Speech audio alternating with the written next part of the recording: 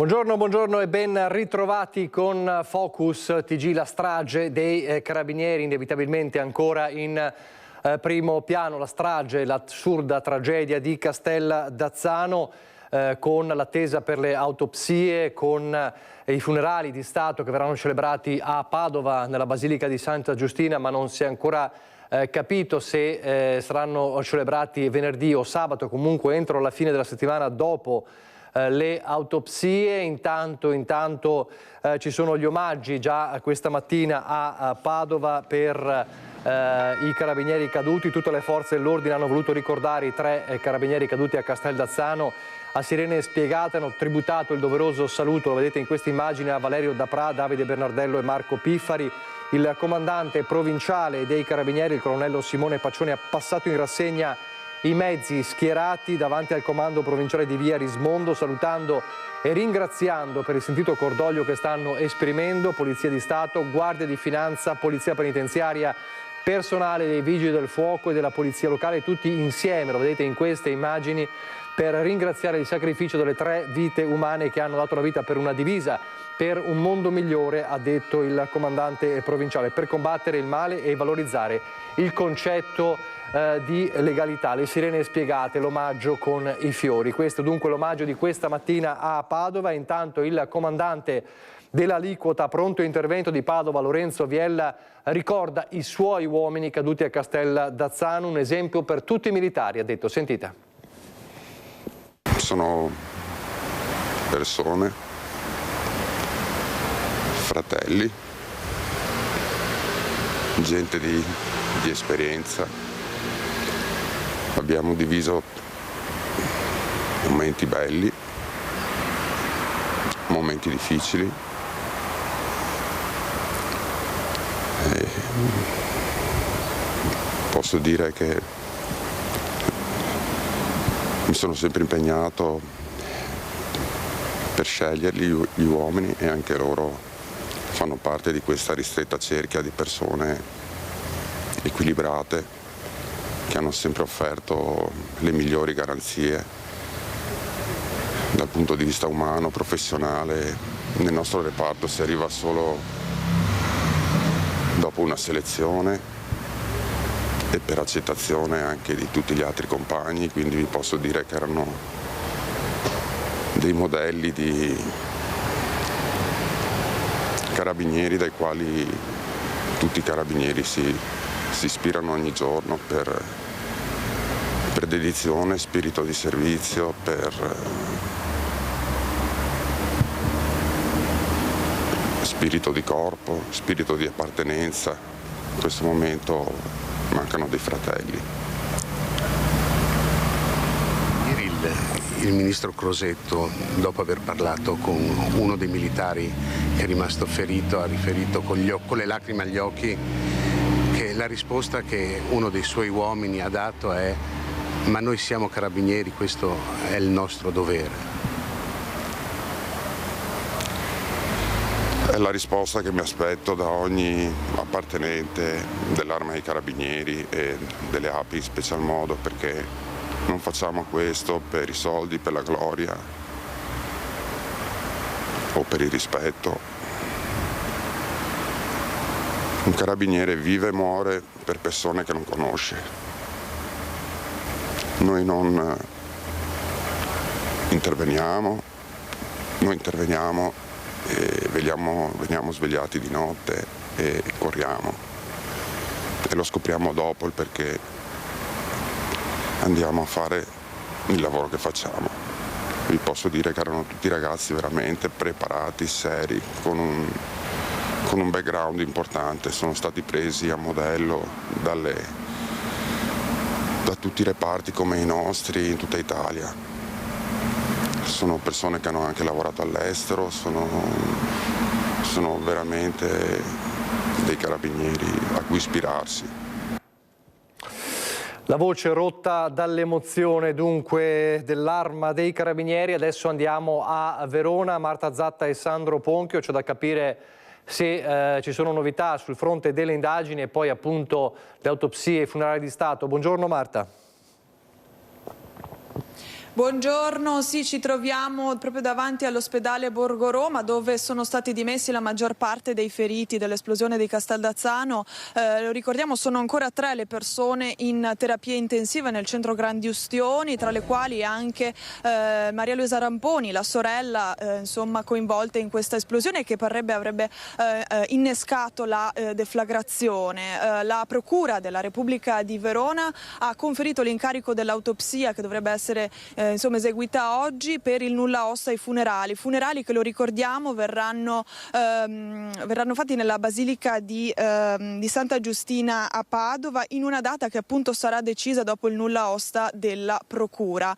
Per quanto riguarda i funerali è stato dichiarato lutto nazionale e il presidente del Veneto, Luca Zaia, ha anche dichiarato lutto regionale. Per quanto riguarda invece Casteldazzano, appunto il luogo della tragedia, verrà fatto un lutto di 6 giorni come stabilito dalla sindaca, e intanto domani alle 18 partirà una fiaccolata per le vie del comune.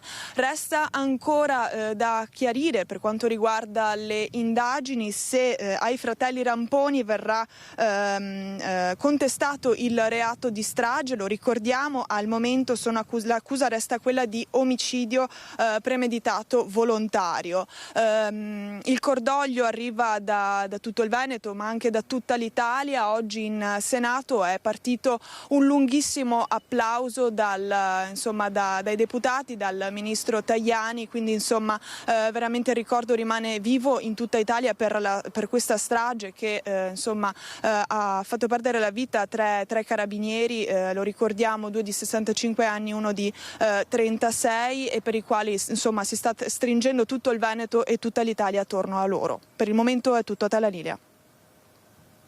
Rivediamo nel servizio di Christian Arboit di ieri la ricostruzione di quanto accaduto a Casteldazzano in quelle ore terribili.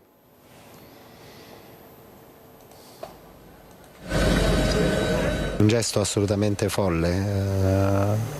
I nostri carabinieri stavano guadagnando l'accesso all'abitazione e mentre salivano per le scale sono stati colpiti da questa fortissima esplosione causata dalla deflagrazione di una bombola di gas. La deflagrazione è stata causata dalla donna che con un accendino ha dato fuoco alla bombola di gas già accesa, provocando appunto l'esplosione che ha colpito appieno i nostri militari, causando poi un triste bollettino che abbiamo 3 militari deceduti. È il comandante provinciale dell'Arma di Verona a ricostruire gli ultimi istanti di vita dei 3 carabinieri morti nell'esplosione di via San Martino a Casteldazzano, zona sud di Verona, dove erano in corso, e non era la prima volta, una procedura di sgombero e una di perquisizione, un'irruzione programmata da giorni. In campo c'era una task force di uomini e mezzi specializzata in attività di questo tipo.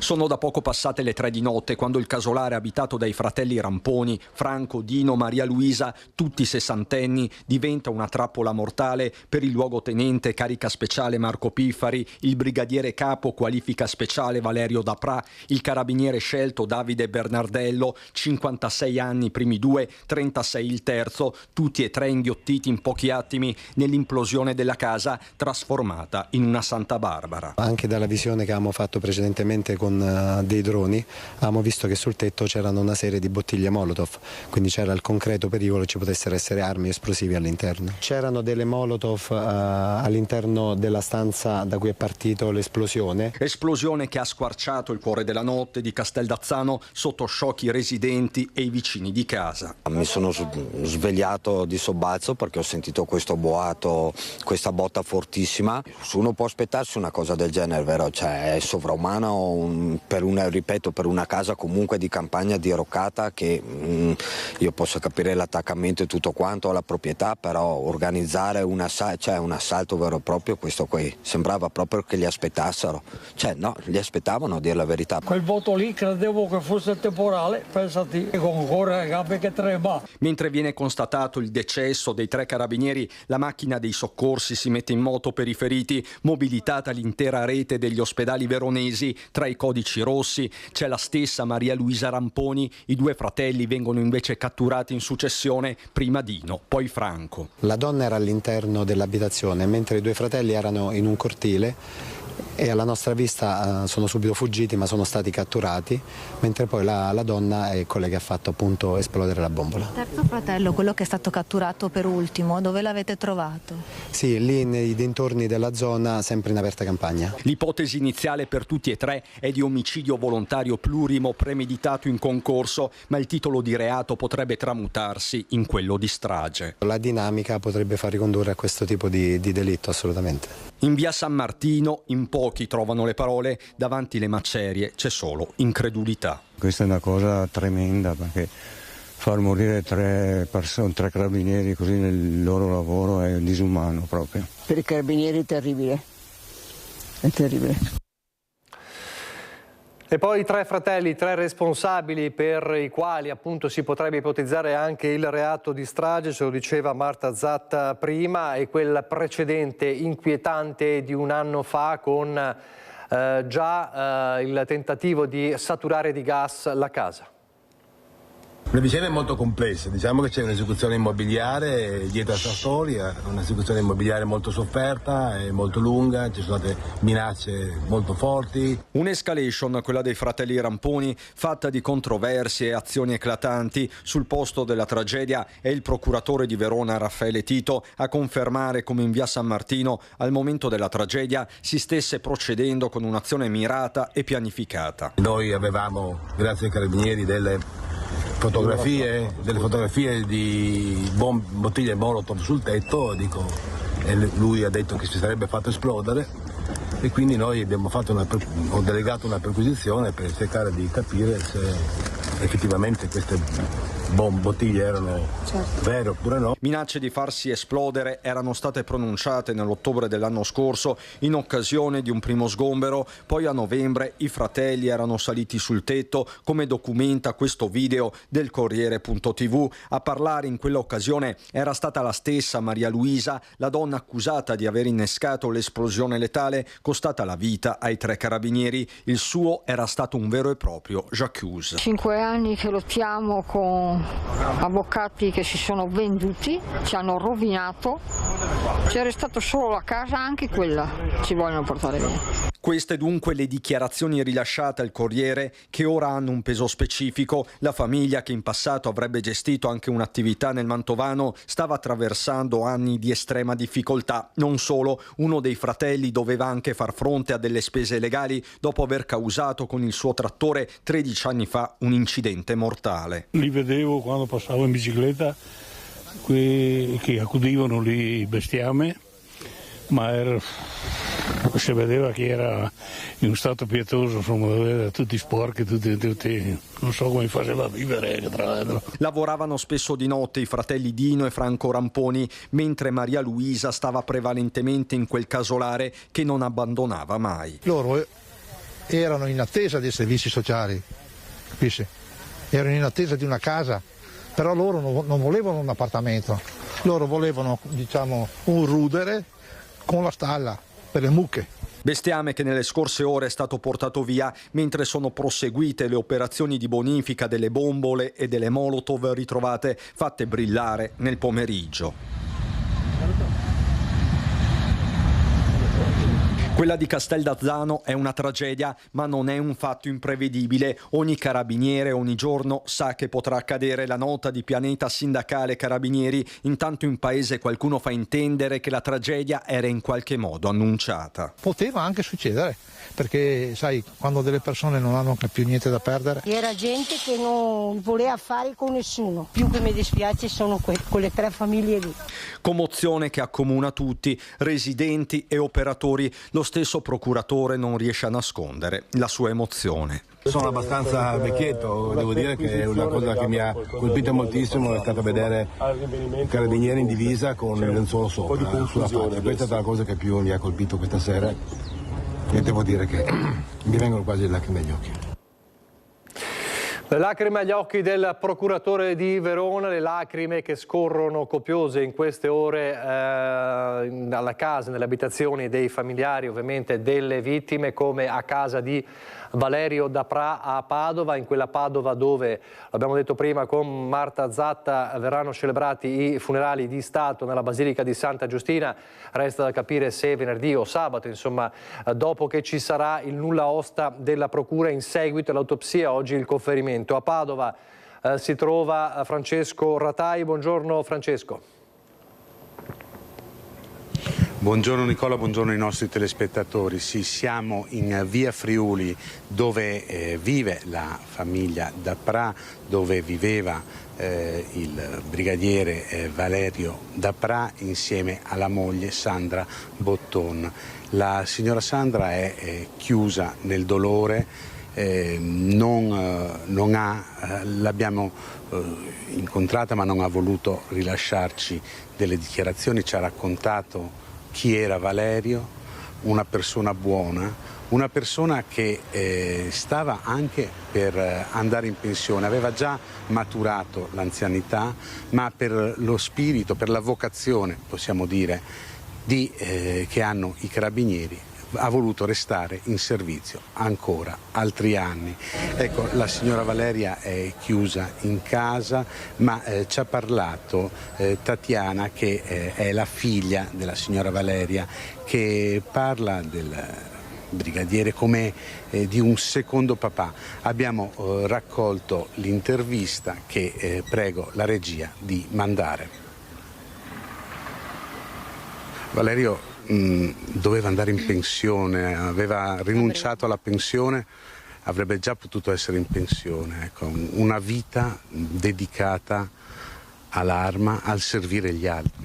Sì, le confermo, aveva l'opportunità di andare già in pensione, però insomma l'amore per il proprio lavoro l'ha portato a proseguire. Lui è un operativo a tutti gli effetti e quindi ha deciso di proseguire il suo lavoro, il suo percorso, ecco. Ecco, sua mamma come sta? Mia mamma è distrutta, siamo tutti distrutti e credo che le lacrime non si possano quantificare tra la giornata di ieri, dalla mattina, alla giornata di oggi. Siamo tutti distrutti. Ovviamente non è facile anche parlare di questo perché le emozioni sono forti, contrastanti e mia mamma, poverina, è quella più colpita di tutti noi, ecco. Lo capisco e alle volte il silenzio racconta più di delle parole. Molte parole, anche il comandante delle API, l'aliquota dove lavorava il brigadiere oggi ne ha fatto un ricordo splendido di questi ragazzi che lui dice il carabiniere mette la vita degli altri davanti alla propria. È vero, le forze dell'ordine, comunque il carabiniere, in questo caso Valerio, come tutti gli altri, fanno un lavoro veramente eccezionale, sono al servizio di tutti e onore per questo. Ecco, chi era Valerio? Beh, avrei tanti aggettivi da poter esprimere che in questo momento non riesco molto a poter quantificare ed esprimere nel modo forse più giusto. Le cose che posso dire di più di Valerio è che è veramente una persona altruista e non solo come papà per me, nei confronti appunto anche del mio compagno, un secondo papà verso tutti gli altri familiari, gli amici, i vicini. Una persona veramente splendida, innamorato del proprio lavoro, innamorato della propria famiglia. Ecco, queste le parole di Tatiana Michetti che descrive Valerio Dapra come un secondo padre, l'avete sentito.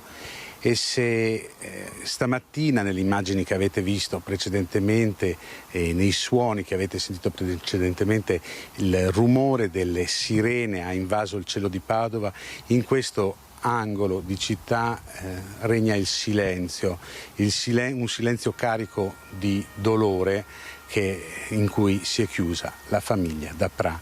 Restituisco la linea ringraziando anche per il supporto tecnico il collega Federico Cibotto. Grazie a Francesco Ratai e Federico Cibotto. Dal dolore di Padova, di Casa da Pra, al dolore di Tre Baseleghe, ma anche quello di Zero Branco, dove ha lavorato a lungo. Parliamo della una delle altre 3 vittime, Marco Piffari.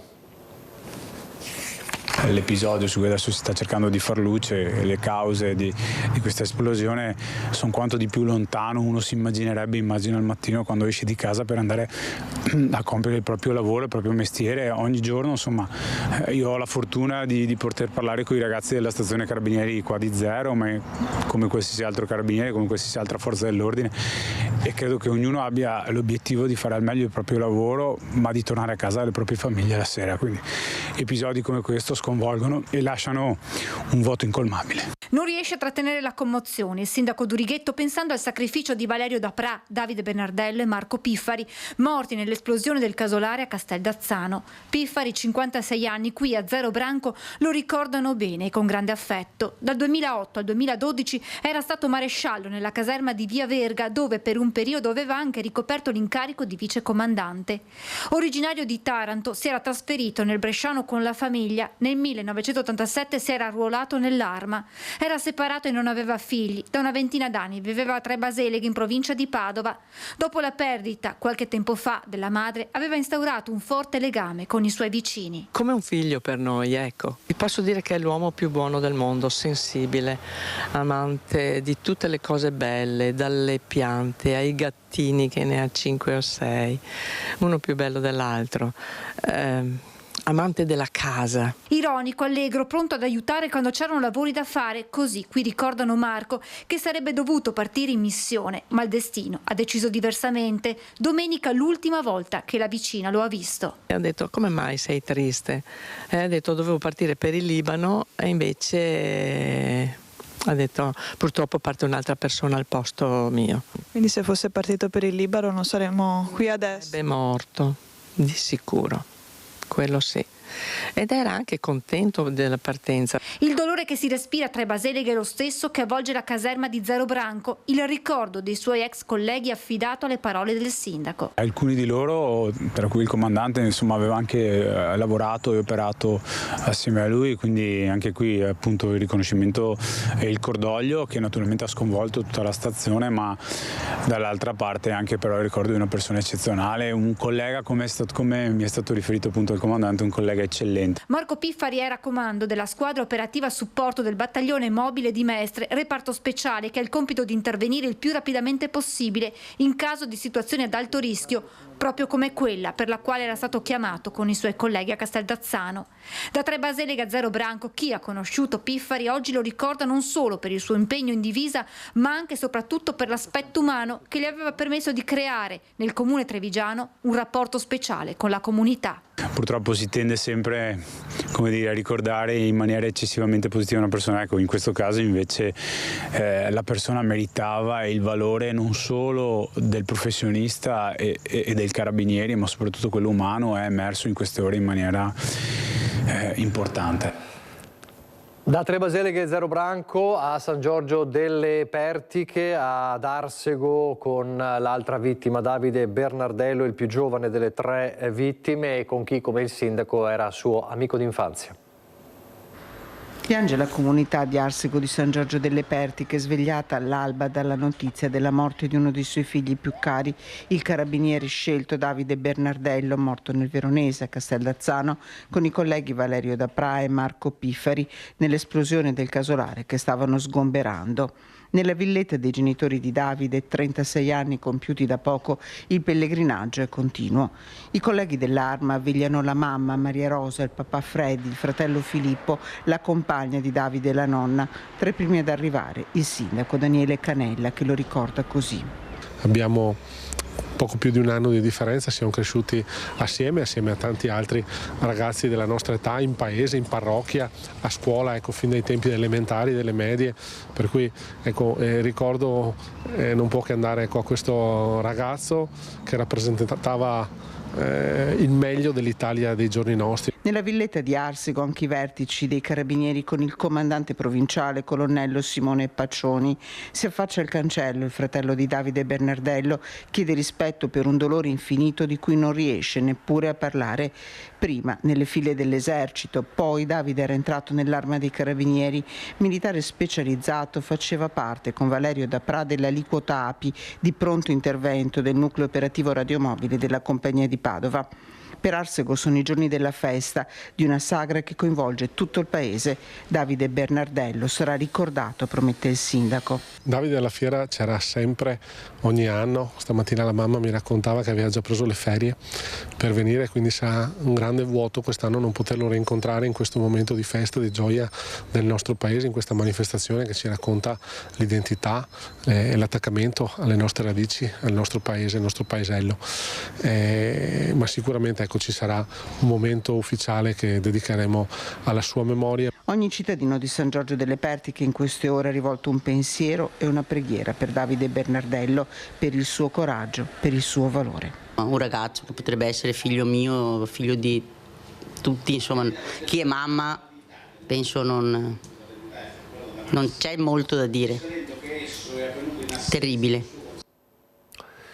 La commozione di tutti, la commozione dell'Arma dei Carabinieri che sarà presente ovviamente ai funerali di Stato, lo dicevamo, si attende l'esito dell'autopsia, lo svolgimento dell'autopsia tra oggi e domani e poi probabilmente sarà data l'ufficialità dei funerali di Stato tra venerdì e sabato a Santa Giustina, la Basilica di Santa Giustina a Padova. Sarà presente ovviamente l'Arma dei Carabinieri. Ieri il comandante generale dei Carabinieri generale di Corpo d'Armata Luongo è stato a Verona a incontrare i familiari, a incontrare anche i feriti e ha ricordato come quanto accaduto ieri è uno dei momenti più difficili dell'Arma dai tempi di Nassiriya e dai tempi delle vittime della Uno Bianca al Pilastro a Bologna.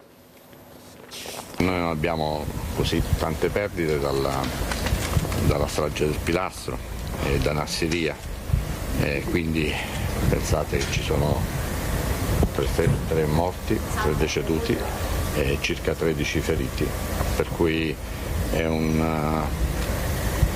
veramente un qualcosa che pesa sull'organizzazione, ma noi siamo abituati a vedere sempre avanti e a svolgere il nostro servizio. Ho parlato con i feriti, ci siamo confrontati, personale molto esperto, specializzato, li ho trovati ovviamente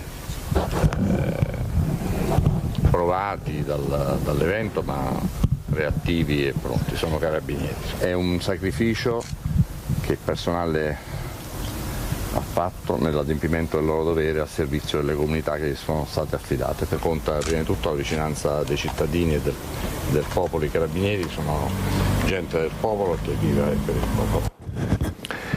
E ieri con il comandante generale dell'Arma dei Carabinieri e il generale di Corpo d'Armata Luongo c'era anche il ministro Crosetto che sarà presente ai funerali di Stato venerdì o sabato, lo ricordiamo, mentre domani sera è prevista una fiaccolata a Castell'Azzano. Dicevamo, il ministro Crosetto è andato a sentire anche lui alcuni dei sopravvissuti, dei feriti, le sue parole.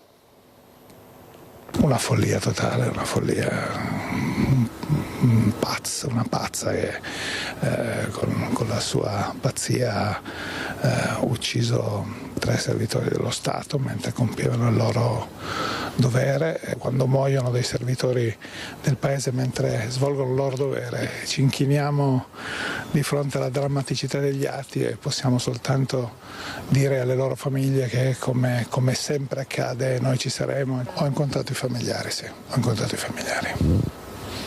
E che bisogna dire? Non c'è nulla da dire, no? Si possono solo abbracciare. I feriti siamo andati a visitarne 2 al Negrar, adesso 2 qua, i 2 al Negrar erano in buone condizioni, possono rientrare a casa, qua invece in peggiori condizioni. Uno dei 2 l'abbiamo trovato bene, ci ha spiegato quello che è successo, ci ha raccontato quello che ha visto, che si ricorda. Dico cosa ha risposto un carabiniere ferito, cosa ha detto a me e al comandante generale in questo momento. Siamo carabinieri, sappiamo anche di dover rischiare. Ecco, questi sono i carabinieri, ricordatelo. È stato anche un grande lavoro quello dei soccorsi, ovviamente 2 sere fa, carabinieri, soccorritori commossi, medici in prima linea commossi da quanto stavano vedendo. I feriti hanno ricevuto cure fisiche ma anche supporto psicologico, lo stanno ricevendo tuttora. Non sarà una tragedia facile da superare, quella che ha fatto tremare nella notte Casteldazzano, nel Veronese. L'operazione di sgombero del casolare dei fratelli Ramponi, pianificata dalla Questura di Verona insieme ai Carabinieri, aveva spinto le autorità sanitarie a predisporre fin dalle 2 del mattino un presidio preventivo sul posto.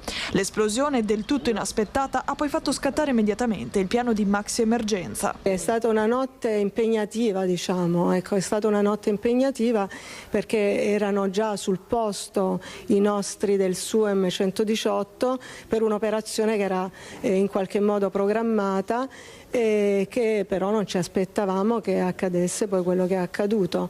Verso le 3 di notte è partita la maxi emergenza, quindi siamo stati contattati tutti e ci siamo messi tutti secondo i nostri protocolli a lavorare per accogliere questi pazienti che arrivavano. In totale sono stati 19, 8 al Borgo Roma, 9 a Borgo Trento, gli altri distribuiti sul territorio. Il SUEM 118 dell'azienda ospedaliera universitaria integrata di Verona era già operativo con un'automedica, un'ambulanza e una base logistica, il che ha permesso il rapido trasferimento delle vittime in ospedale. Il trauma ha avuto un'energia molto importante, molto devastante, per cui si sono associate le lesioni da fumo, da fiamme, a quelle poi all'esplosione, per cui molte persone sono state eiettate a diversi metri di distanza dal luogo, per cui sono traumi ad energia molto molto importante. Una notte difficile anche per i colleghi che hanno dovuto assistere inermi alla scena. Sono giovani e quindi coinvolti anche loro in relazioni di amicizia, di collaborazione, di lavoro insieme, per cui è stata una notte pesante anche per loro, non solo dal punto di vista fisico ma anche dal punto di vista emotivo. Ho parlato con i militari, con i medici dei carabinieri e quindi già mi dicevano che avrebbero già attivato a brevissimo un servizio di supporto psicologico.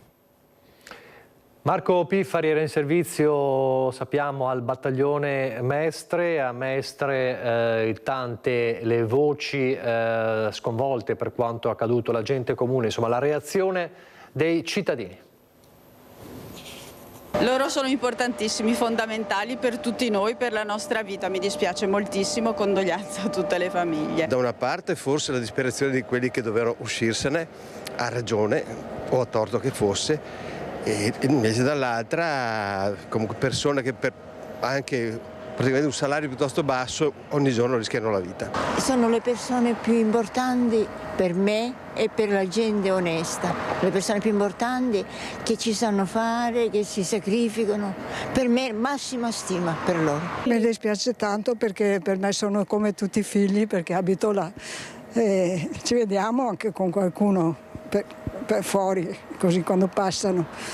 Non avrei mai pensato succedesse una cosa così terribile. Che cattivi, la cattiveria mi spiace tantissimo. 3 carabinieri, vittime così, lasciano famiglia, lasciano così 2 giovani, l'altro, tutto anche anziano. Sempre uno quanto un disastro completamente, veramente. Mi dispiace. Non ho più parole. Mi dispiace, credo di essere nel gruppo, comunque siamo in molti a rimanere senza parole. Si è detto una tragedia annunciata, la strage nel Veronese in cui hanno perso la vita i 3 carabinieri, una tragedia maturata in una situazione di disagio sociale in cui da anni vivevano e vivono i 3 fratelli Ramponi. Ne abbiamo parlato con Sandra Dincao del Comitato Feltrino per il diritto alla salute. Sentite. Ci siamo svegliati con questa notizia che lascia basiti. Questa notizia ci dice un'altra cosa.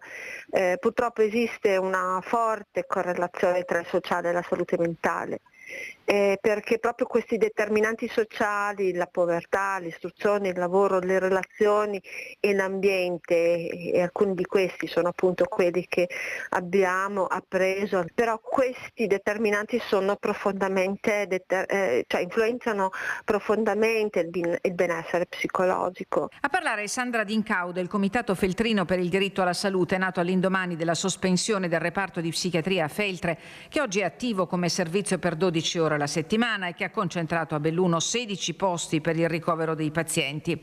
La tragedia, per molti annunciata, accaduta la scorsa notte a Casteldazzano nel Veronese, ha reso di pubblico dominio lo stato di disagio sociale in cui vivevano i 3 fratelli Ramponi, condizione nota ma inspiegabilmente abbandonata alla deriva. Sappiamo benissimo che questi fattori che non vedono età escluse dai giovani, meno giovani, anche queste persone mi pare non fossero proprio giovanissime,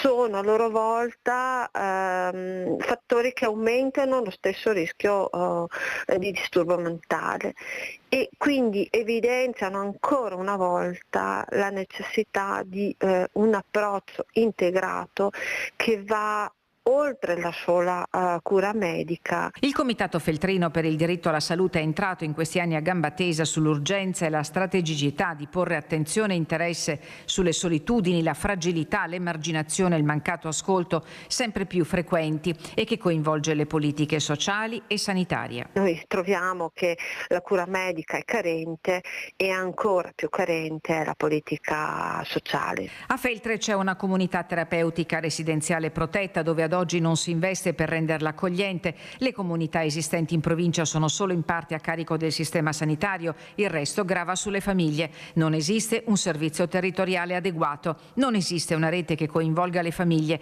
lasciate senza quella cassetta degli attrezzi a disposizione per poter agire al meglio. Abbiamo da parte delle famiglie veramente questa richiesta di grande aiuto e non possiamo rimanere, cioè che queste richieste vengano inascoltate. C'è un grossissimo problema proprio di supporto, di aiuto, di sostegno. E un problema c'è. E che questo problema va risolto insieme, ma va risolto anche da quelle istituzioni che hanno quegli strumenti ancora meglio di noi cittadini per poter comprendere che c'è un problema. Adesso andiamo in pubblicità, ripartiremo da una tragedia invece sfiorata, quanto accaduto ieri mattina a Ponzano Veneto con le fiamme in una palazzina comunale che ha portato i vigili del fuoco a salvare 40 persone portandole fuori praticamente a mano. Sono stati momenti di tensione. Ripartiremo da questo dopo la pubblicità.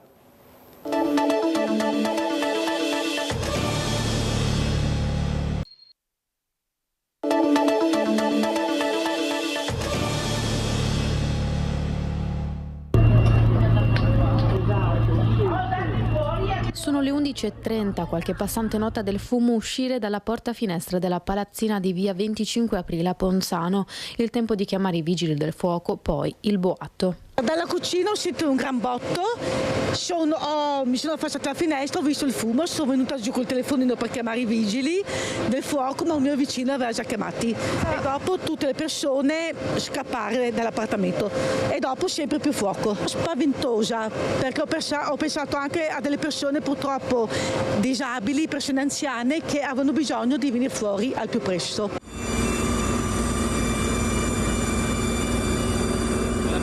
I vetri infranti, poi il fuoco, l'aria entra e genera un effetto camino che alimenta il fumo nero. Via 25 settembre ha un muro di fumo.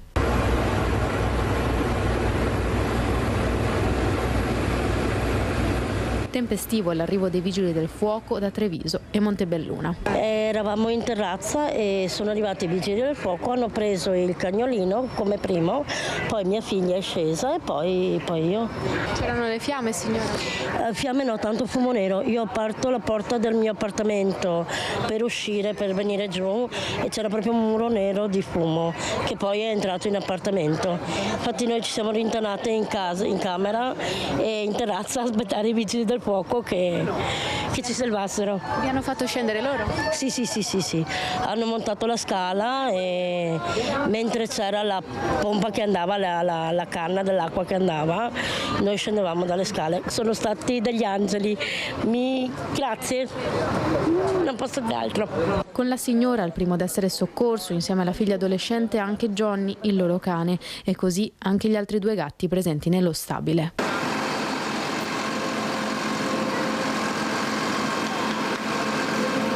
Le fiamme si sono rapidamente propagate anche ad altri appartamenti dello stabile di proprietà del comune in gestione all'Ater, al suo interno persone in difficoltà e fragili. Nessun ferito grave, 2 anziani hanno avuto un malore e 5 persone rimaste lievemente intossicate. Tutti sono stati affidati alle cure del SUEM 118. 12 appartamenti, una quarantina di persone ospitate, 3 persone fragili, ospiti, anziani. Il fumo ha invaso in maniera importante tutti gli alloggi, non si vedeva nemmeno le persone sulle terrazze e sono state portate giù, quindi tutte le persone sono state tratte in salvo e ultimamente, come avete visto, anche i cani e i gatti sono stati soccorsi. Ringrazio i vigili del fuoco e il personale sanitario che è intervenuto in forze. Comune che si è mobilitato per trovare un alloggio per il tempo che servirà affinché le persone evacuate possano tornare alle loro case. All'arrivo si è capito che l'incendio stava correndo abbastanza velocemente, avevamo tutte le lingue di fuoco che venivano fuori dalla finestra. Una prima squadra ha tentato l'attacco direttamente dalle scale d'accesso, quindi dal vano scala, e nel frattempo è arrivata in supporto anche l'autoscala. E dopodiché, una volta arrivato quel mezzo, abbiamo tentato l'attacco anche dalla finestra, quindi con un doppio punto d'attacco siamo riusciti a confinare e a limitare l'incendio esclusivamente all'interno di un appartamento. L'arrivo dei vigili del fuoco ha infatti scongiurato il peggio, che il fuoco, a quanto pare partito da una pentola accesa dimenticata dall'appartamento del primo piano, si propagasse a tutta la palazzina.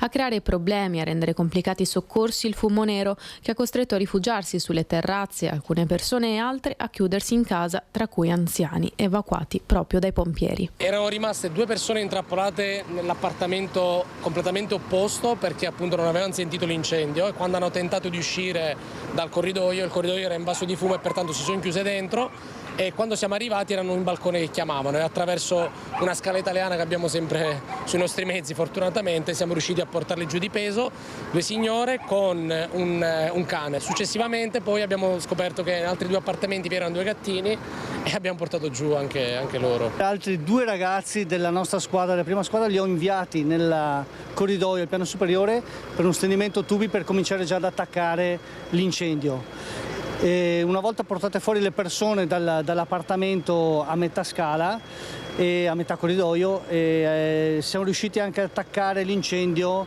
dalla terrazza dell'appartamento coinvolto, chiaramente tramite l'autoscala. Questo è stato quello che abbiamo fatto. Quindi abbiamo avuto ragione abbastanza in poco tempo, però danni ne ha subiti molti l'appartamento. Passati i momenti concitati dell'allarme, gli inquilini delle case comunali si sono ritrovati di fatto in strada, senza possibilità di accedere ai propri appartamenti. Tanti inagibili per il fumo e la qualità dell'aria al loro interno, altri danneggiati dall'acqua utilizzata per spegnere le fiamme. Saranno le perizie delle prossime ore però a stabilire cause certe e agibilità della struttura. Intanto i vigili del fuoco nelle ore immediatamente dopo l'incendio hanno provveduto a recuperare beni di prima necessità e medicine. Siamo rientrati in diretta con questa vicenda, insomma, che davvero ha fatto rischiare e temere il peggio ieri mattina a Ponzano Veneto. Adesso cambiamo argomento invece, non so cosa ci sia dietro a questa decisione, ma niente mi ridarà la mia Giulia. Sono le parole di Gino Cecchettin, spiazzato da quella che è la notizia appunto che è emersa ieri, che abbiamo raccontato, la scelta di Filippo Turetta di rinunciare al processo d'appello. Rinuncio all'appello e accetto l'ergastolo. Voglio pagare interamente per aver ucciso Giulia Cecchettin. Sono le parole giunte agli uffici giudiziari di Tribunale e Corte d'Appello di Venezia, scritte in una lettera firmata da Filippo Turetta, il 23enne di Torreglia condannato all'ergastolo per il femminicidio di Giulia Cecchettin e detenuto nel carcere di Montorio a Verona dal 25 novembre 2023. Nella lettera in cui rinuncia all'appello, Turetta parlerebbe di un sincero pentimento, concludendo appunto di voler rinunciare e pagare fino in fondo per quello che ha fatto. Un colpo di scena dopo che i suoi difensori Giovanni Caruso e Monica Cornaviera avevano provato a escludere la premeditazione, riconosciuta dai giudici di primo grado proprio nel tentativo di evitare l'ergastolo. La Procura della Repubblica aveva impugnato la sentenza chiedendo il riconoscimento delle aggravanti di crudeltà e dello stalking.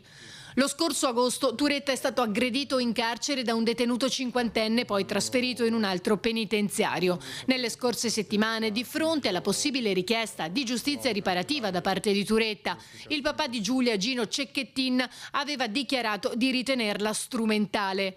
Le motivazioni dietro la decisione del 23enne di Torreglia potrebbero derivare sia da questa dichiarazione che dall'atmosfera ostile che lo circonda, dall'attacco in carcere alle intimidazioni ricevute. Il processo d'appello sarebbe previsto per il prossimo 14 novembre.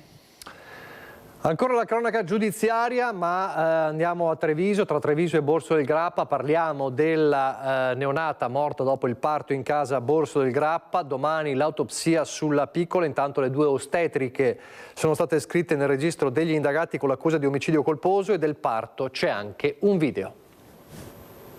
Sarà un'autopsia a stabilire le cause del decesso della piccola morta dopo un parto in casa a Borso del Grappa domenica mattina. L'esame è stato affidato dalla Procura della Repubblica di Treviso alla dottoressa Alessia Viero, medico chirurgo specializzato in patologia forense all'ospedale di Padova. Bisogna capire se la neonata sia deceduta per cause congenite o vi siano stati degli errori da parte delle 2 ostetriche che proprio per questo sono state iscritte a loro garanzia nel registro degli indagati con l'accusa di omicidio colposo. Si tratta di una quarantenne e di una 36enne vicentine per le quali si è trattato di un parto bello e semplice, come tanti. A dimostrarlo anche un video girato dalle stesse professioniste, a quanto pare una prassi che a questo punto entra a pieno titolo nel fascicolo. La neonata aveva già fatto la sua prima poppata, poi il cambio repentino di condizioni e di colorito con la richiesta di aiuto lanciata al SUEM, intervenuto prima con il personale di Pedemontana Emergenza,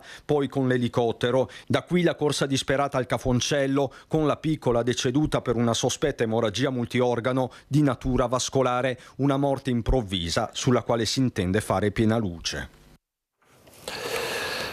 Ancora la cronaca, sempre dal Trevigiano, truccavano il chilometraggio di alcune auto usate e poi rivendute. 13 persone denunciate dalla Polizia Stradale di Treviso.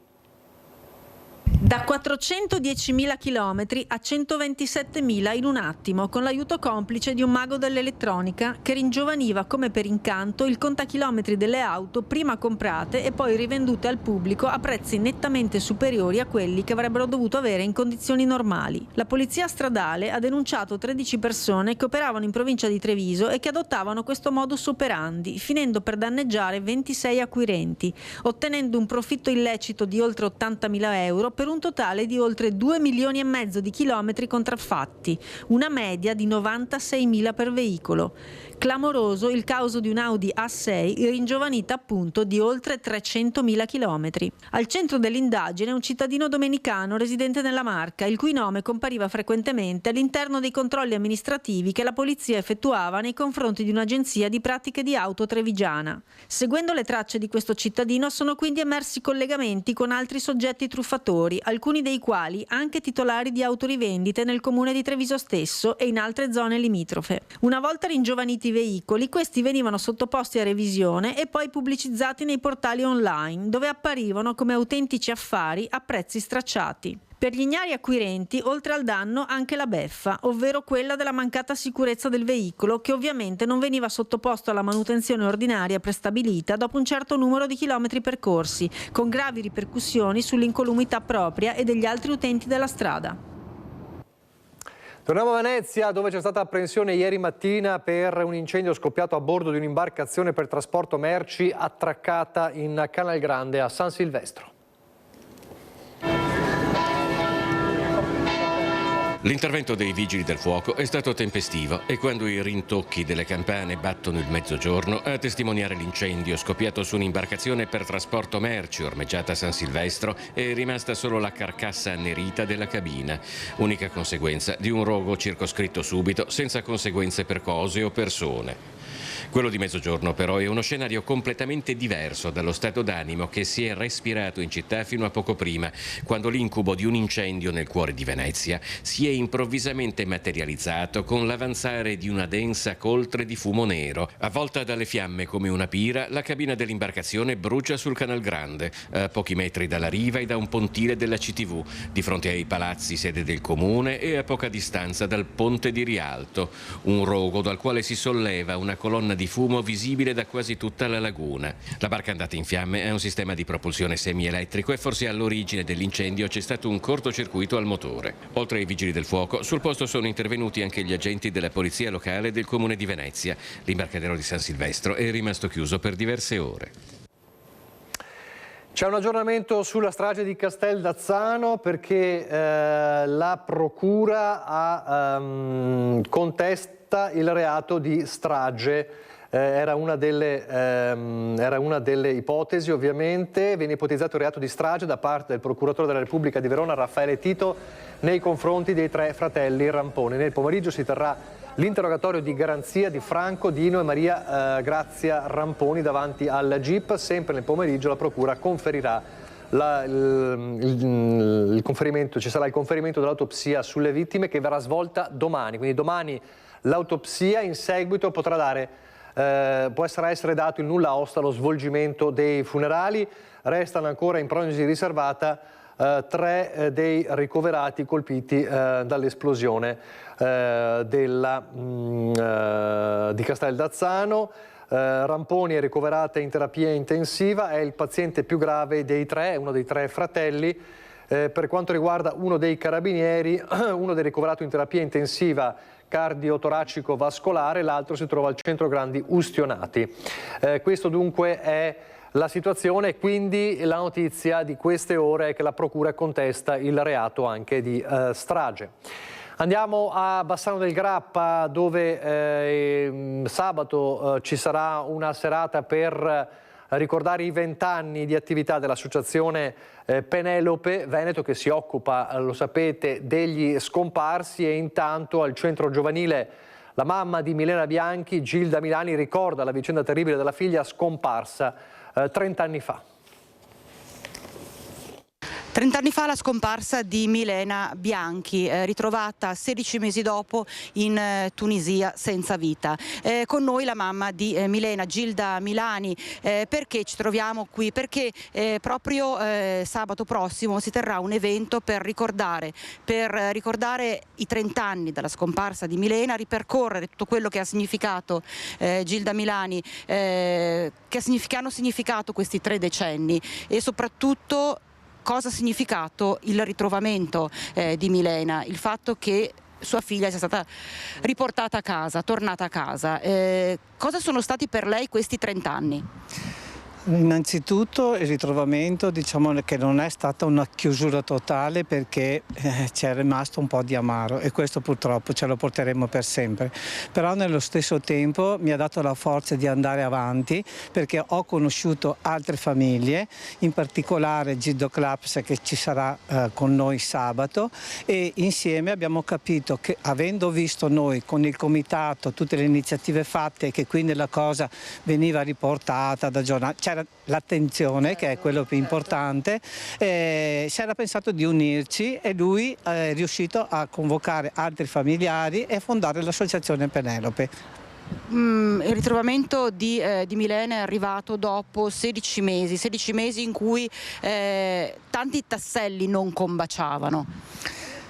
Ancora non combaciano, purtroppo. È che c'erano state tante promesse che si doveva verificare, controllare tutte le situazioni che erano impossibili da come ce le hanno descritte, però purtroppo non è successo niente, perché abbiamo uno Stato straniero, e da parte anche delle istituzioni italiane non abbiamo avuto aiuto.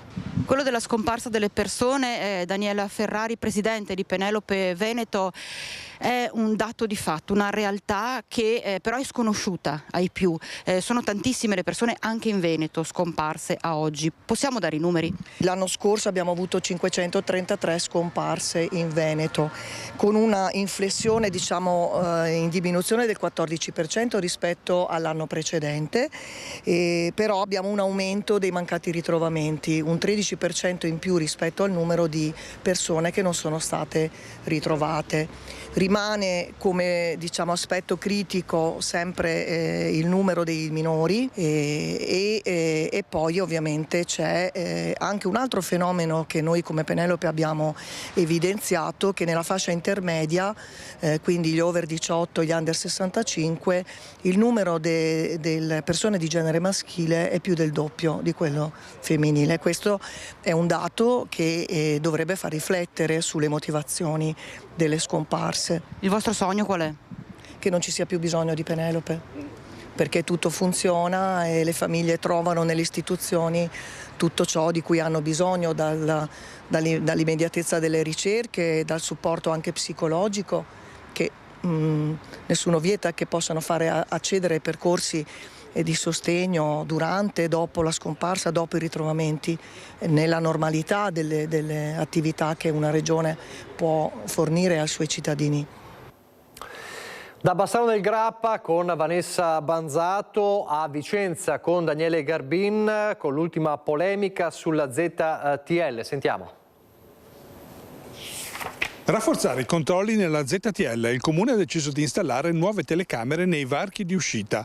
Attualmente sono sprovvisti, per questo ha investito 25.000 euro per elaborare un progetto di potenziamento. L'obiettivo è quello di pizzicare i furbetti che circolano nelle aree limitate.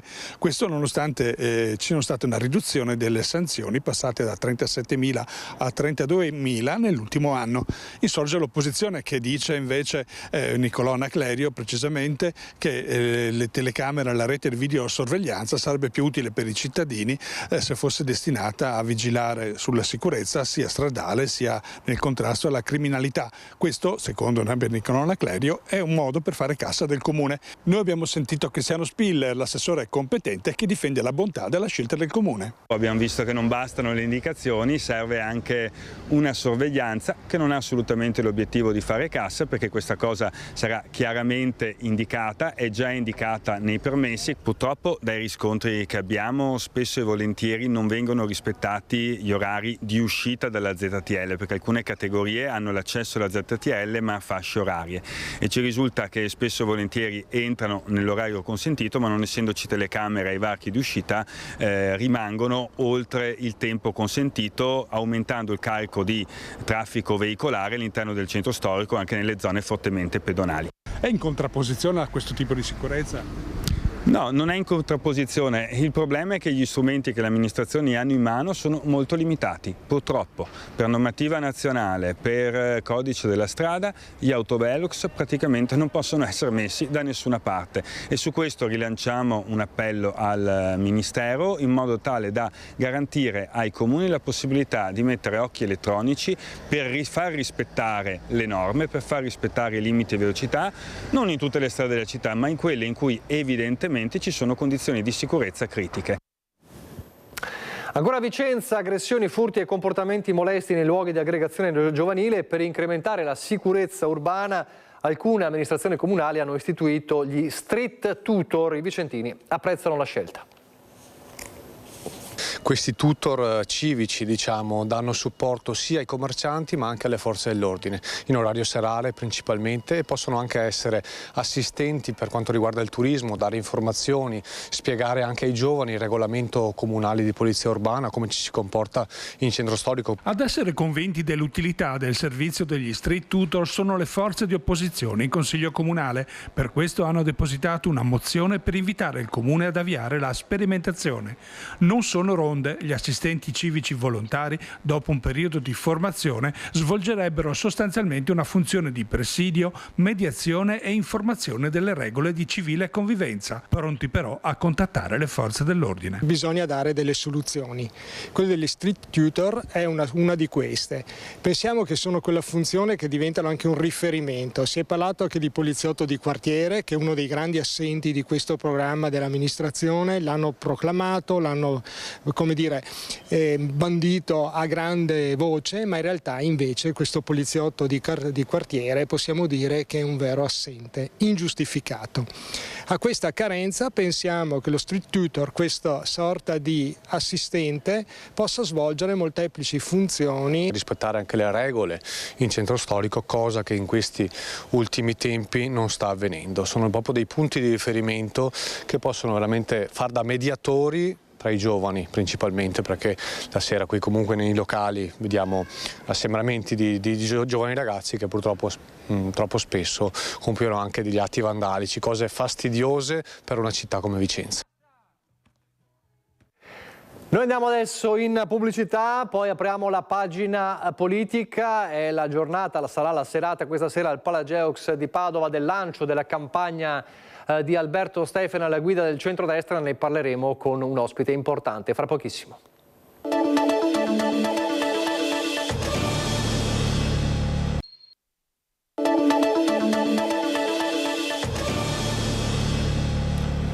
Rieccoci in diretta, l'ultima parte di Focus TG. Ringrazio per essere qui con noi Alberto Villanova della Lega, buongiorno. Buongiorno, grazie dell'invito. Allora, pronto per stasera per il lancio della campagna del centrodestra con Alberto Stefani e Matteo Salvini, oltre a Luca Zaia, pronto per questa serata importante? Assolutamente sì, siamo tutti molto carichi, anche perché è la conclusione di un percorso che ha portato alla candidatura di un candidato presidente leghista, e quindi Alberto Stefani, e quindi diciamo che questo era il primo obiettivo che ci eravamo posti. Fra poco ci arriviamo. Non posso non fare un accenno veloce con lei anche a quanto accaduto ovviamente ieri a Casteld'Azzano, ne stiamo parlando anche oggi.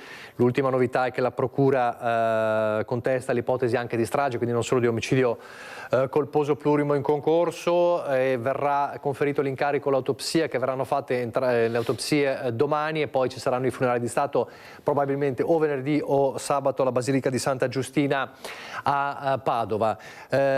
Intanto un abbraccio ovviamente alle forze dell'ordine, ai carabinieri, insomma è una notizia che ha lasciato tutti sgomenti. Sì, la nostra vicinanza alle forze dell'ordine e ai carabinieri in particolare in questo momento deve essere totale nei confronti anche delle famiglie che hanno subito delle perdite, di tutti i colleghi ovviamente dell'Arma. Sì, la nostra vicinanza è importante, però dobbiamo anche vedere quello che sta succedendo nel nostro paese da un po' di tempo. Le forze dell'ordine sono costantemente sotto attacco dal punto di vista fisico, come vediamo nelle manifestazioni. Ricordo che ieri sera è una giornata di lutto nazionale, una giornata dove piangevamo 3 caduti nell'adempimento del dovere. A pochi centinaia di chilometri di distanza, a Udine, c'erano dei deficienti che stavano attaccando le forze dell'ordine in piazza e stavano devastando la città di Udine per una partita di calcio. E ricordiamoci queste cose che stanno succedendo. Abbiamo visto negli ultimi weekend 126 agenti feriti di pubblica sicurezza manganellati in piazza perché stavano compiendo il loro dovere, dai Propal, dalle manifestazioni che abbiamo visto. Allora, negli ultimi anni abbiamo visto le forze dell'ordine sempre messe sotto accusa. Abbiamo visto anche per quello che era stato il caso dell'inseguimento a Milano, che erano stati già condannati prima dell'indagine, no?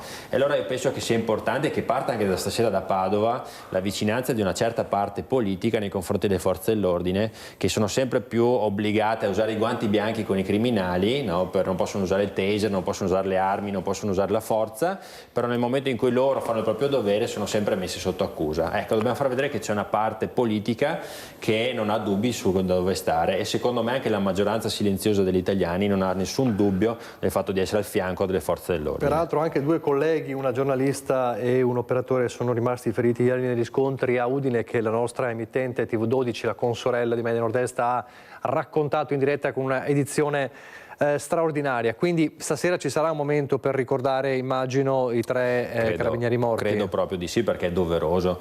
Adesso non so di preciso cosa ci sarà, ma penso sia doveroso il fatto che ci si fermi un minuto un minuto di silenzio, ci sarà un momento di raccoglimento, penso che qualcosa assolutamente si debba fare, perché è la memoria di 3 persone, di 3 uomini dello Stato che sono morti compiendo il proprio dovere, e penso siano degli esempi e vanno assolutamente ricordati. Allora, adesso lasciamo questa triste pagina, entriamo proprio nel campo politico. Abbiamo fatto un titolo un po' provocatorio, ma è realtà, nel senso che allora oggi, stasera, parte in pompa magna la campagna del centrodestra di fatto, con Alberto Stefani alla guida, però mancano gli alleati, non ci sarà Fratelli d'Italia, non ci sarà Forza Italia. Era stata una scelta degli alleati o si voleva focalizzare tutto sulla Lega, secondo lei? Ma io credo che con gli alleati ci sarà modo di fare degli eventi assieme. Insomma, questa è una campagna elettorale importantissima per il centrodestra. Abbiamo lavorato per tenere il centrodestra unito, e stasera diciamo che per noi leghisti è il coronamento di una battaglia politica che ha portato proprio a nominare come candidato presidente un esponente del nostro movimento, che è Alberto Stefani. Sapete insomma bene che io avevo fatto questa battaglia, l'avevo ingaggiata già da un po' di tempo con la linea del Piave, l'avevo chiamata proprio la linea del Piave perché era qualcosa che per noi leghisti era essenziale, mantenere la guida della regione, e quindi stasera è un po' il punto di partenza.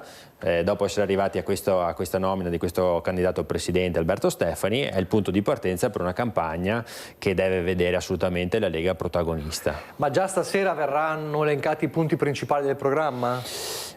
Questo non lo so dire, dovremmo chiederlo a Stefani. Immagino proprio di sì. Ma non è il rituale che si lanci, diciamo, anche il programma se verrà presentato senza la presenza degli alleati? Ma no, io credo innanzitutto che non verrà lanciato il programma, si parlerà di alcuni punti del programma che sono quelli fondamentali per il nostro movimento. Uno su tutti, quello che ho appena citato, la sicurezza, è un tema che insomma noi della Lega abbiamo portato avanti il decreto sicurezza in Parlamento, e anche se non è diciamo una materia che spetta alla Regione, diciamo una delle materie principali che spettano alla Regione perché deriva dallo Stato, la Regione deve essere sempre al fianco però dei propri cittadini nel garantire, nel far sentire la voce dei cittadini in un periodo dove la sicurezza è un tema sicuramente molto sentito. Poi c'è il tema del sociale, c'è il tema di quelle che sono le imprese, le famiglie, la denatalità, ci sono tanti temi.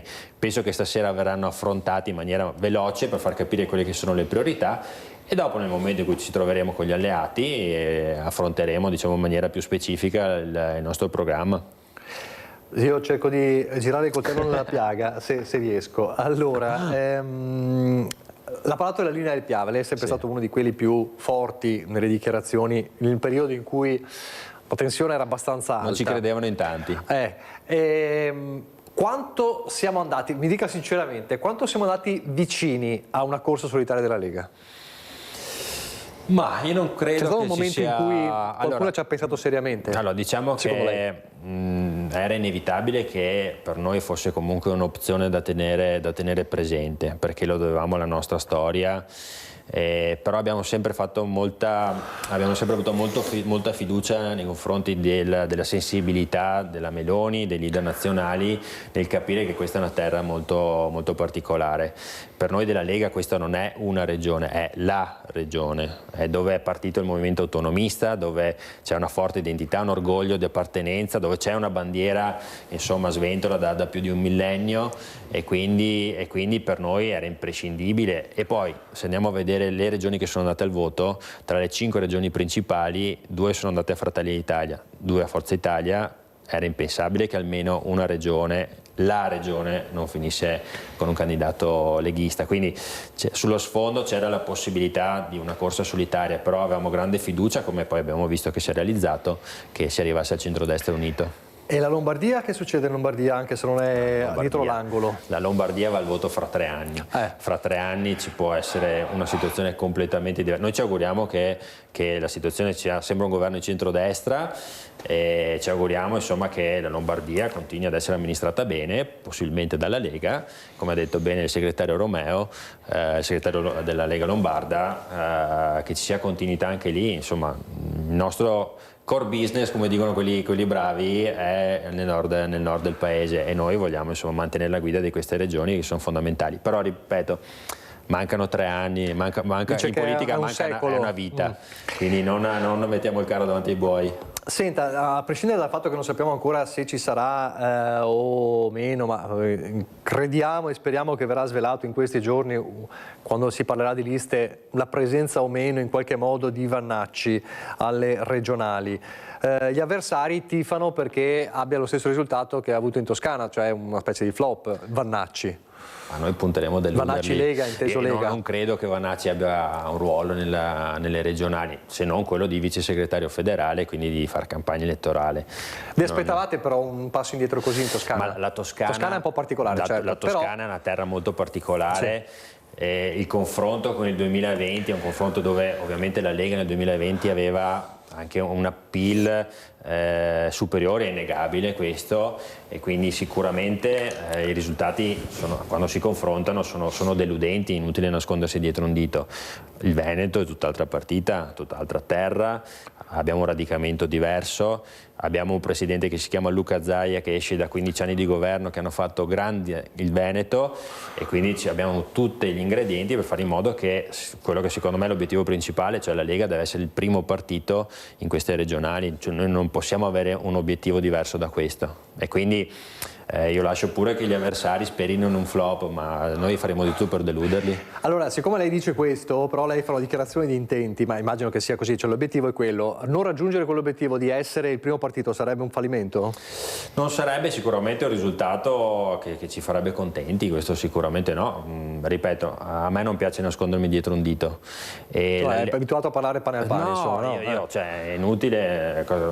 Secondo me la Lega in Veneto deve avere sempre l'obiettivo di arrivare prima, soprattutto in una campagna come quella delle regionali, che è forse la campagna più importante insieme alle comunali per il nostro territorio, perché rappresenta proprio il sentimento dei cittadini veneti e rappresenta quello che è il sentimento del Veneto. Quindi noi in una partita come questa, che è molto diversa dalle politiche o dalle europee, non possiamo avere altro obiettivo se non arrivare primi. Allora, ne ha parlato ieri prima di Zaia, allora che farà Zaia? Perché quella frase che ha detto a Venezia qualche giorno fa alla presenza, quando è arrivato Mattarella a Venezia, al Ducale, insomma, ha un po', come dire, è stata un po' sibillina, no? Lui dice, il mio nome evidentemente è un problema, parlava dell'assenza del simbolo, del nome nel simbolo, se il mio nome è un problema vedremo di farlo diventare reale. A cosa si riferiva secondo lei, se ha avuto modo di parlarci? Ma con il Presidente ovviamente ci sentiamo, allora io penso sia anche umano il fatto che nel momento in cui una persona governa per 15 anni una regione, come dicevo prima, la fa grande, la fa entrare di prepotenza nell'agenda politica nazionale, perché come avete visto il Veneto in questa tornata delle regionali era la regione più importante dove tutti volevano mettere la propria bandierina, e questo perché ha un peso politico importante che gli ha dato Zaia. Ha fatto arrivare manifestazioni mondiali nel nostro territorio, ha portato insomma tanti risultati. Nel momento in cui si vede il suo nome tolto per un veto dal simbolo, io credo sia umano il fatto che ci sia una reazione anche un po' di arrabbiatura, facciamo passare così. Però personalmente posso dire che sono convinto che il Presidente Zaia sarà al fianco della sua squadra al 1000% nel dare una mano, che farà di tutto per trainare la lista, per dare continuità tra la sua amministrazione e quella che subentrerà, e posso dire, se lo fanno arrabbiare forse anche bene, così si carica ancora di più e sarà ancora più motivato a fare bene e a fare campagna elettorale come solo lui sa fare, per portare risultati, per far eleggere nella maniera più limpida possibile Alberto Stefani come prossimo governatore. Lei dice non si sfila dalla corsa? Ma no, Zaia, mi si è sentito un po' messo a parte, diciamo. In Veneto è la Lega e quindi sinceramente non ci credo proprio che si sfili. Lui non so in che forma, non so come, ma io sono sicuro che il Presidente sarà assolutamente della partita e avrà un ruolo fondamentale nel traino di questa... Ma non necessariamente in lista? Ma io credo che sarà in lista adesso, stasera penso, immagino insomma si capirà come le varie modalità, però ripeto, secondo me Zaia sarà il traino fondamentale insieme ad Alberto Stefani per ottenere un grande risultato. Sente, quel veto chi l'ha messo? Beh, oddio, penso che sia insomma il segreto di Pulcinella su chi ha messo il veto.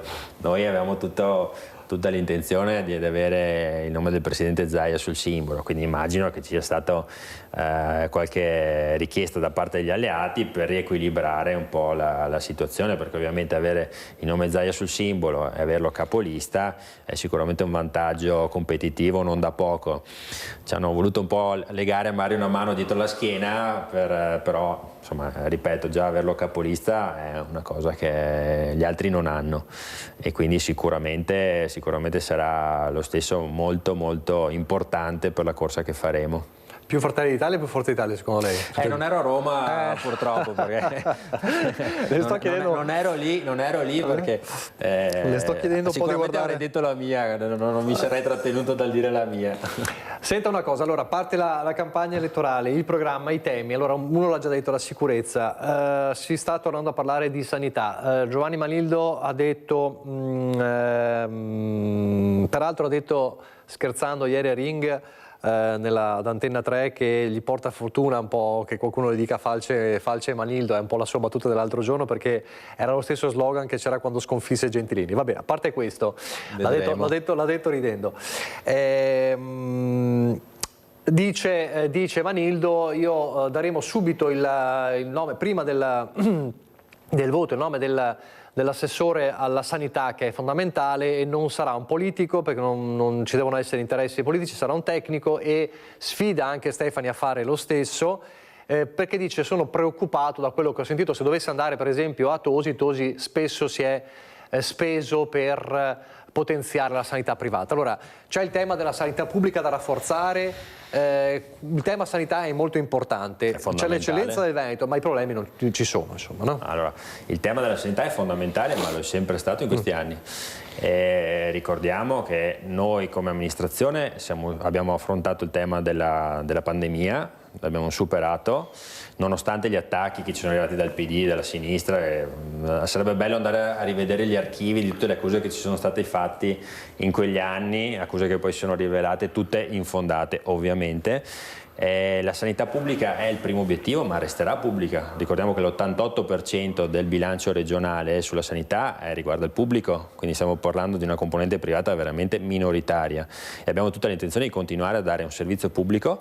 Ricordiamo che tra i 1000 problemi che ci sono in sanità, perché è una macchina veramente molto complessa e nessuno ha mai negato che ci siano problemi, ad esempio le liste d'attesa, ricordiamo che si sono accorciate. Noi fino a quando ci sarà un paziente in lista d'attesa sarà uno di troppo, okay? E lotteremo per ridurle, ma ricordiamoci che negli anni sono stati investiti, se non sbaglio nel 2022 65 milioni, nel 2023 35, nel 2024 2025 41 e 42 milioni solo per accorciare le liste d'attesa.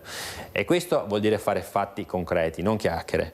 C'è un grosso problema di mancanza di medici, e io su questo tema, ovviamente, essendo della categoria, ne so qualcosa, però i medici non si creano dalla sera alla mattina, ci sarà da aspettare tempo, però anche lì sono stati fatti bandi, sono stati fatti assunzioni, anche per quello che riguarda gli infermieri. Purtroppo c'è una mancanza, una carenza strutturale in tutta Italia, anche nelle regioni governate dalla sinistra, anche se ogni tanto se ne dimenticano. Qual è la differenza tra dove governiamo noi e dove governa la sinistra? Che noi in Veneto abbiamo sempre chiuso il bilancio in pareggio senza applicare l'addizionale IRPEF, e abbiamo mandato avanti un taglio delle liste d'attesa, e ripeto, ce ne sono ancora da battere, e lo faremo. In Emilia Romagna, regione vicina a noi, hanno un buco di 200 milioni di euro sulla sanità, con i problemi con la sanità che è scesa in graduatoria rispetto a noi. Il Veneto è prima regione per quelli che sono i dati Agenas, l'Emilia Romagna è scesa, e hanno dovuto alzare tutte le imposte possibili, immaginabili della regione per coprire il buco nella sanità. Questa è la differenza tra chi chiacchiera e invece chi governa bene la regione. Quindi lei dice non accettiamo lezioni su questo? No, e anche sul fatto di indicare l'assessore alla sanità. Innanzitutto mi stupisco che vada a indicare un tecnico, perché vuol dire che non ha fiducia nei politici che ha candidato in lista con sé.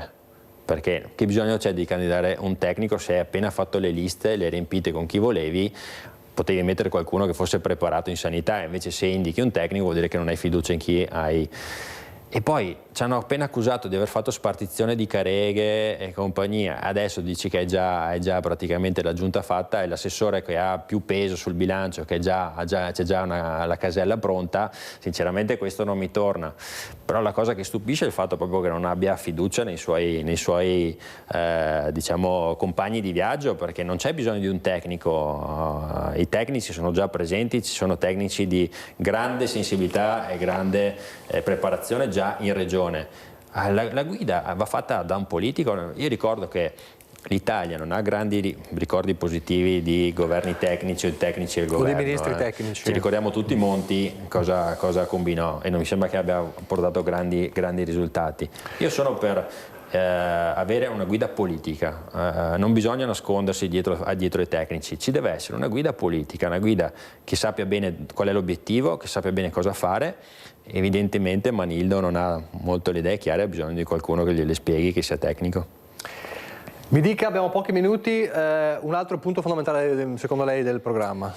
Ma secondo me bisogna intervenire, dare assistenza a quello che è il mondo del lavoro, dell'impresa. Il lavoro è una costante del Veneto, è uno diciamo, dei temi principali.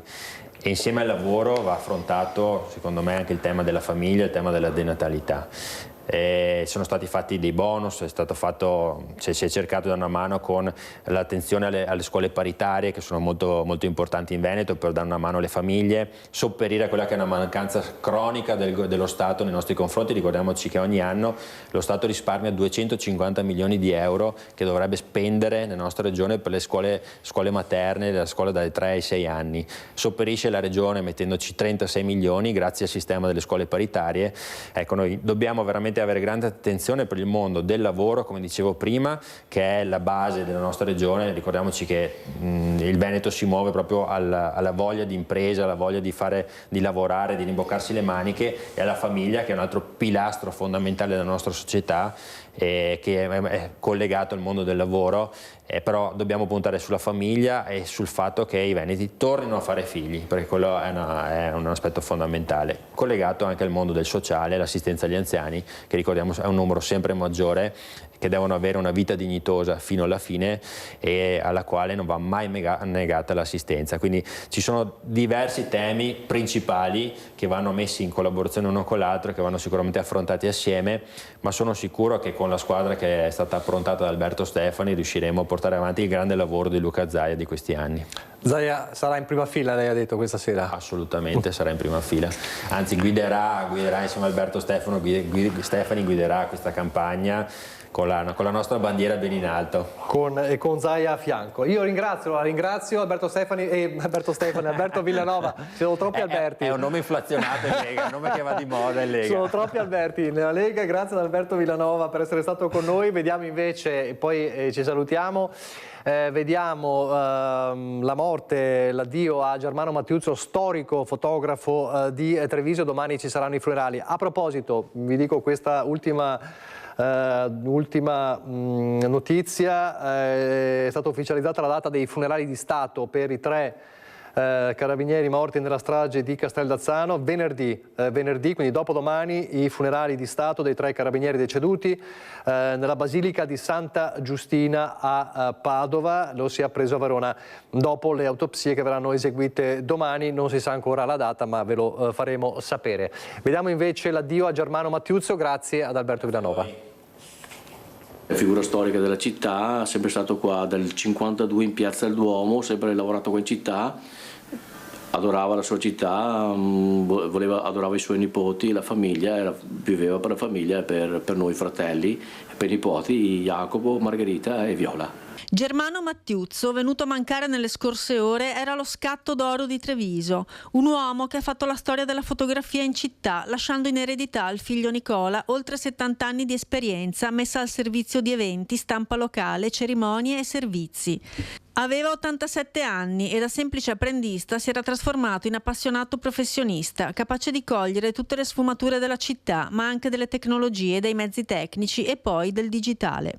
Mio papà ha cominciato nel 52 come era dipendente di Albrizia Badoer, poi nel 72 ha aperto la fotofilm insieme con Gigi Pozzobon, sono stati i pionieri del laboratorio colori qua a Treviso loro, Noi avevamo un laboratorio al di là della strada dove abbiamo un negozio adesso, è appassionato del calcio Treviso, fotografo ufficiale per moltissimi anni e tifoso dagli anni 50 del calcio Treviso. Un uomo che andava allo stadio in giacca e cravatta, che faceva appena 12 scatti in analogico per regalare foto memorabili, ben voluto e amato da tutti e a cui i figli hanno fatto l'ultima sorpresa.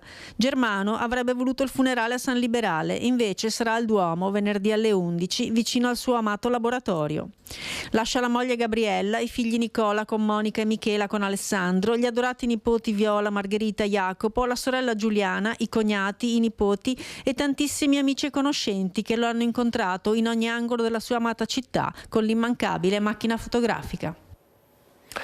Allora, solo in chiusura per ricordarvi che i funerali di Stato per i 3 carabinieri morti nella strage di Casteldazzano, Davide Bernardinello, Marco Piffari e Valerio Daprà, saranno celebrati venerdì non si sa ancora a che ora, venerdì a Santa Giustina, la Basilica di Santa Giustina a Padova. L'autopsia è prevista per domani, quindi le salme dei militari saranno messe a disposizione per le esequie appunto che saranno celebrate nella Basilica di Santa Giustina con camera ardente al comando della Legione Veneto dei Carabinieri.